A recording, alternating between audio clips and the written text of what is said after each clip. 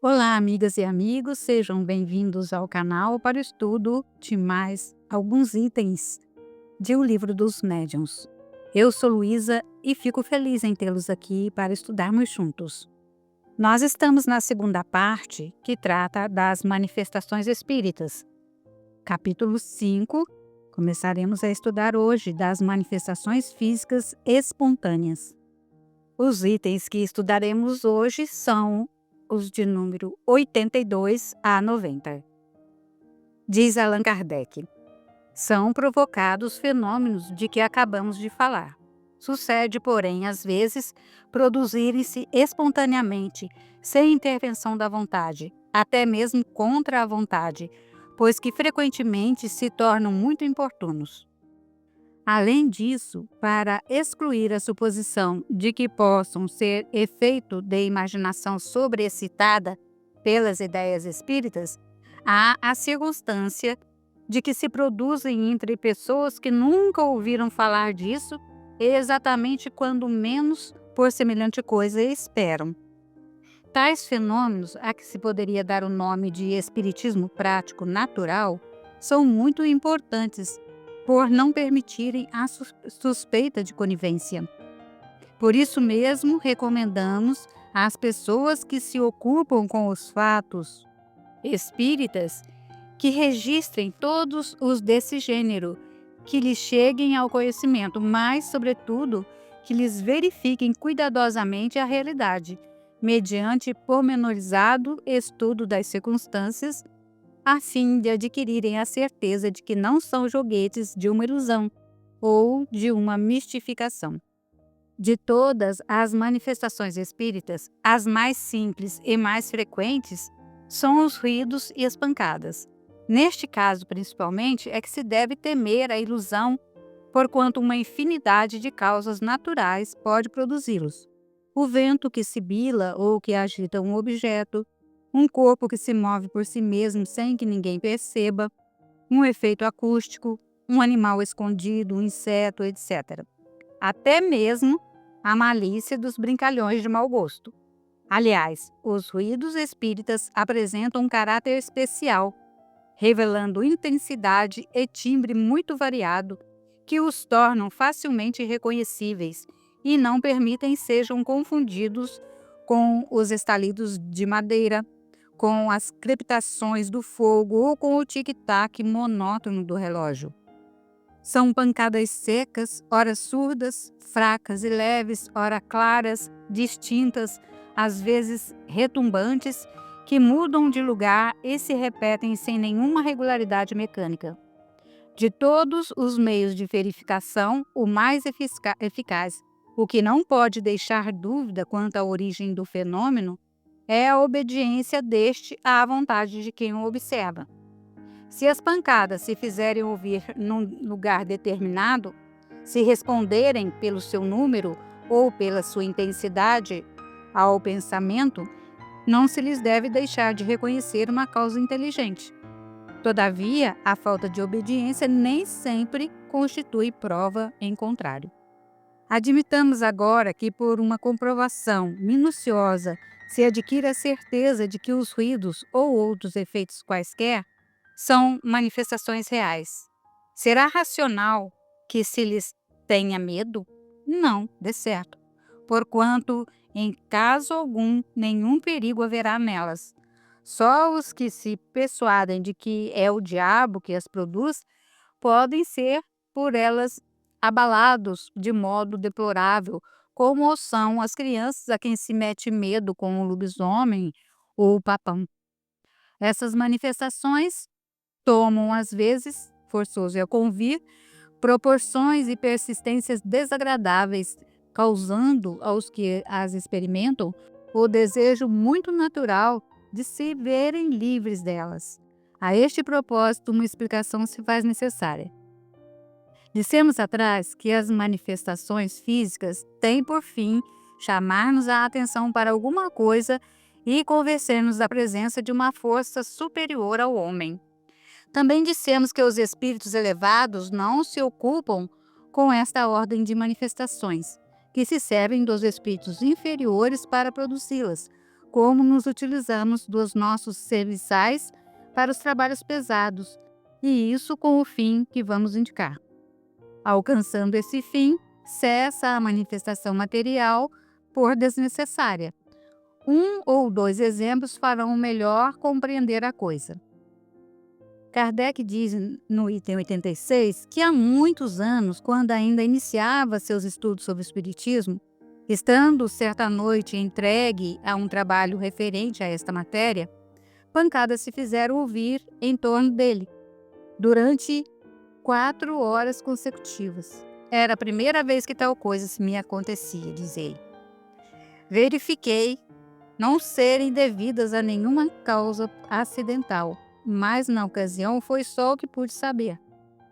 Por essa época tinha eu frequentes ensejos de estar com o excelente médium escrevente. No dia seguinte, perguntei ao espírito que, por seu intermédio, se comunicava, qual a causa daquelas pancadas. Era, respondeu-me ele, o teu espírito familiar que te desejava falar. Que queria de mim? Resposta: ele está aqui. Pergunta-lhe. Tendo-o interrogado, aquele espírito se deu a conhecer sob um nome alegórico. Vinha saber depois, por outros espíritos, que pertence a uma categoria muito elevada e que desempenhou na Terra importante papel. Apontou erros no meu trabalho, indicando-me as linhas onde se encontravam. Deu-me úteis e sábios conselhos e acrescentou que estaria sempre comigo e atenderia ao meu chamado todas as vezes que o quisesse interrogar. A partir de então, com efeito, esse espírito nunca mais me abandonou. Dele recebi muitas provas de grande superioridade e sua intervenção benévola e eficaz me foi manifesta, assim nos assuntos da vida material, como no tocante às questões metafísicas. Desde a nossa primeira entrevista, as pancadas cessaram. De fato, que desejava ele? Fosse em comunicação regular comigo, mas para isso precisava de me avisar. Dado e explicado o aviso, estabelecidas relações regulares, as pancadas se tornaram inúteis. Daí o cessarem. O tambor deixa de tocar para despertar os soldados, logo que esses se acham todos de pé. Fato quase semelhante sucedeu a um de nossos amigos. Havia algum tempo no seu quarto se ouvia ruídos diversos, que já se iam tornando infatigantes. Apresentando-lhe a ocasião de interrogar o espírito de seu pai, por um médium escrevente, soube o que queriam dele. Fez o que foi recomendado e daí em diante nada mais ouviu. Deve-se notar que as manifestações desse gênero são mais raras para as pessoas que dispõem de meio regular e fácil de comunicação com os espíritos. E isso se concebe. Item 87. As manifestações espontâneas nem sempre se limitam a ruídos e pancadas. Degeneram, por vezes, em verdadeiro estardalhaço e em perturbações. Móveis e objetos diversos são derribados, projéteis de toda a sorte são atirados de fora para dentro, portas e janelas são abertas e fechadas por mãos invisíveis, ladrilhos são quebrados, o que não se pode levar à conta da ilusão. Muitas vezes, o derribamento se dá de fato, doutras, porém, só se dá na aparência. Ouve-se vozerios em aposentos contíguos, barulho de louça que cai e se quebra com estrondo, cepos que rolam pelo assoalho. Acorrem as pessoas da casa e encontram tudo calmo e em ordem, mas mal saem, recomeça o tumulto. Item 88. As manifestações dessa espécie não são raras, nem novas. Poucas serão as crônicas locais que não encerram alguma história desta natureza. É fora de dúvida que o medo tem exagerado muitos fatos que, passando de boca em boca, assumiram proporções gigantescamente ridículas.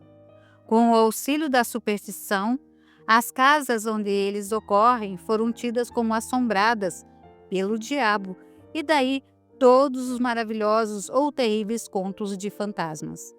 Por outro lado, a velhacaria não consentiu em perder tão bela ocasião de explorar a credulidade e quase sempre para satisfação de interesses pessoais. Aliás, facilmente se concebe que impressão podem fatos dessa ordem produzir, mesmo dentro dos limites da realidade, em pessoas de caracteres fracos e predispostas pela educação a alimentar ideias supersticiosas. O meio mais seguro de obviar aos inconvenientes que possam trazer, visto não ser possível impedir-se que se deem, consiste em tornar conhecida a verdade. Em coisas terríficas se convertem as mais simples quando se lhes desconhecem as causas. Ninguém mais terá medo dos espíritos quando todos estiverem familiarizados com eles e quando os que a quem eles se manifestam já não acreditem que estão às voltas com uma legião de demônios. Item 89. Tais fatos assumem, não raro, o caráter de verdadeiras perseguições. Conhecemos 6 irmãs que moravam juntas e que durante muitos anos, todas as manhãs, encontravam suas roupas espalhadas, rasgadas e cortadas em pedaços, por mais que tomasse a precaução de guardá-las à chave. A muitas pessoas tem acontecido que, estando deitadas, mas completamente acordadas, lhes sacudam os cortinados da cama, tirem com violência as cobertas, levantem os travesseiros e mesmo as joguem fora do leito. Fatos destes são muito mais frequentes do que se pensa, porém, a mais das vezes, o que deles são vítimas nada ouçam dizer de medo do ridículo. Somos sabedores de que por causa desses fatos se tem pretendido curar, como atacados de alucinações, alguns indivíduos submetendo-os ao tratamento a que sujeitam os alienados, o que os torna realmente loucos. A medicina não pode compreender essas coisas por não admitir, entre as causas que as determinam, senão o elemento material, donde erros frequentemente funestos. A história descreverá um dia certos tratamentos em uso no século XIX, como se narram hoje certos processos de cura da Idade Média. Admitimos perfeitamente que alguns casos são obra da malícia ou da malvadez. Porém, se tudo bem averiguado, provado ficar que não resultam da ação do homem, dever-se-á convir em que são obra ou do diabo, como dirão alguns, ou dos espíritos, como dizemos nós. Mas de que espíritos? Item 90. Os espíritos superiores, do mesmo modo que entre nós, os homens retos e sérios, não se divertem a fazer charivaris. Temos, por diversas vezes, chamados aqueles espíritos para lhes perguntar por que motivo perturbam assim a tranquilidade dos outros. Na sua maioria, fazem-no apenas para se divertirem. São mais levianos do que maus, que se riem dos terrores que causam e das pesquisas inúteis em que se empreendem para a descoberta das causas do tumulto. Agarram-se com frequência a um indivíduo, comprazendo-se com o atormentarem e perseguirem de casa em casa. Doutras vezes, apegam-se a um lugar por mero capricho. Também não raro exercem, por essa forma, uma vingança, como teremos ocasião de ver. Em alguns casos, mais louvável é a intenção a que cedem. Procuram chamar a atenção e pôr-se em comunicação com certas pessoas, quer para lhes darem um aviso proveitoso, quer com o fim de lhes pedirem qualquer coisa para si mesmos. Muitos temos visto que pedem preces, outros que solicitam o cumprimento em nome deles de votos que não puderam cumprir. Outros ainda que desejam, no interesse do próprio repouso, reparar uma ação má que praticaram quando vivos. Em geral, é um erro ter-se medo. A presença desses espíritos pode ser importuna, porém não perigosa. Concebe-se, aliás, que toda a gente deseja ver-se livre deles, mas, geralmente, As que isso desejam fazem o contrário do que deveriam fazer para consegui-lo. Se trata de espíritos que se divertem, quanto mais ao sério se tomarem as coisas, tanto mais eles persistirão como crianças travessas que tanto mais molestam as pessoas, quanto mais estas se impacientam e que metem medo aos poltrões. Se todos tomassem o alvitre sensato de rir das suas partidas, eles acabariam por se cansar e ficar quietos.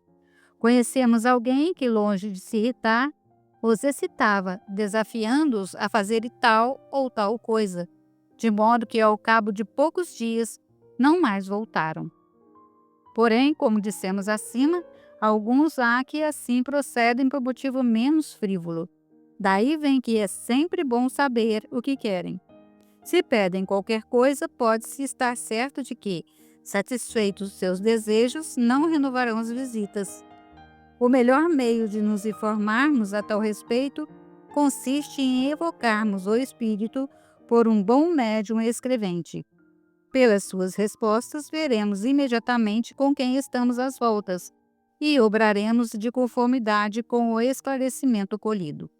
Se trata de um espírito infeliz, manda a caridade que lhe dispensemos as atenções que mereça. Se é um engraçado de mau gosto, podemos proceder desembaraçadamente com ele. Se um malvado, devemos rogar a Deus que o torne melhor. Qualquer que seja o caso, a prece nunca deixa de dar bom resultado. As fórmulas graves de exorcismo, essas os fazem rir. Nenhuma importância lhes ligam. Sendo possível entrar em comunicação com eles, deve-se sempre desconfiar dos qualificativos burlescos ou apavorantes que dão a si mesmo para se divertirem com a credulidade dos que acolhem como verdadeiros tais qualificativos.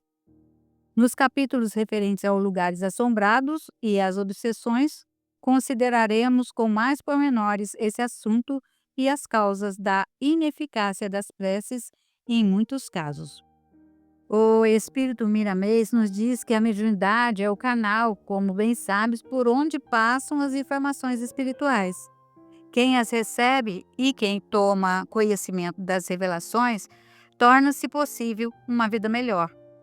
Quando as orientações partem da fonte elevada e quando é espontânea, bem melhor e mais seguros os ditados.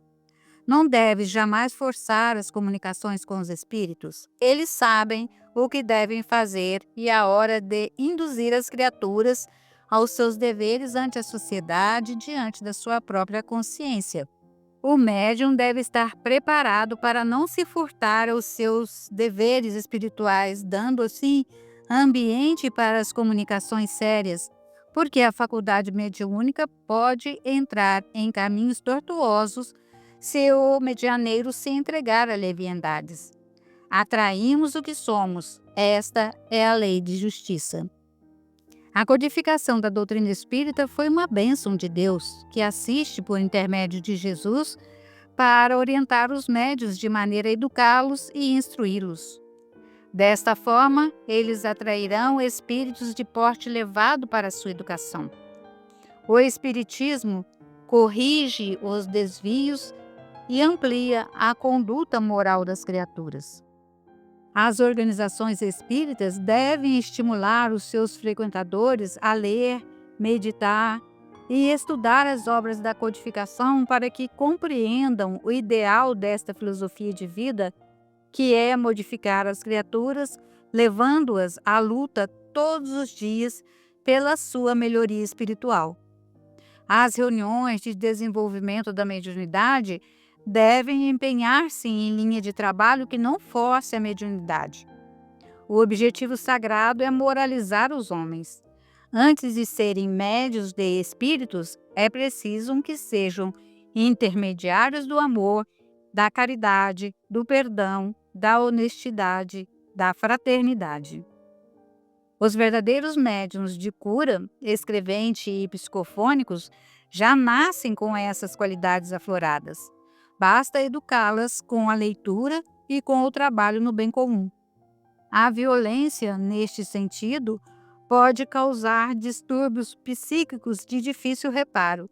Tudo o que é violentado entra em desarmonia. Como poderia, por exemplo, um especialista em biologia dar-se a projetar e construir casas sem o devido preparo? Cada um deve estar no lugar onde foi chamado a servir e preparado para tal desempenho. As manifestações espontâneas são as mais reais, sem que violentem as forças espirituais. No entanto, elas devem ser educadas. Onde não existe educação, há fracasso de ideal. É o nosso dever educar, assim como instruir quem ainda não conhece os preceitos espirituais. Os ruídos e pancadas que surgem espontaneamente em todos os lugares são avisos, como foi no período da codificação da doutrina dos espíritos.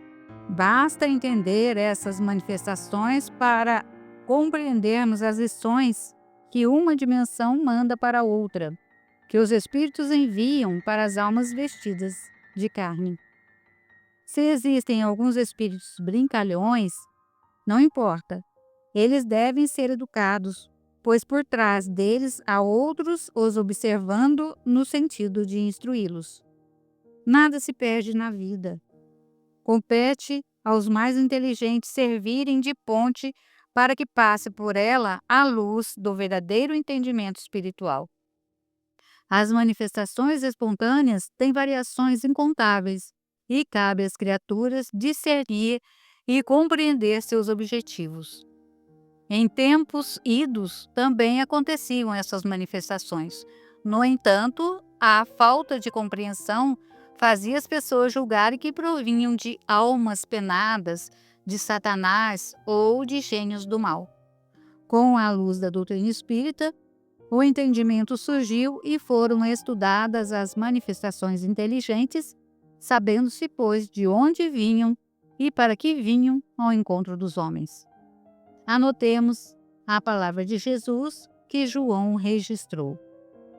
Ele era a lâmpada que ardia e alumiava, e vós quisestes por algum tempo alegrar-vos com a sua luz. João capítulo 5, versículo 35.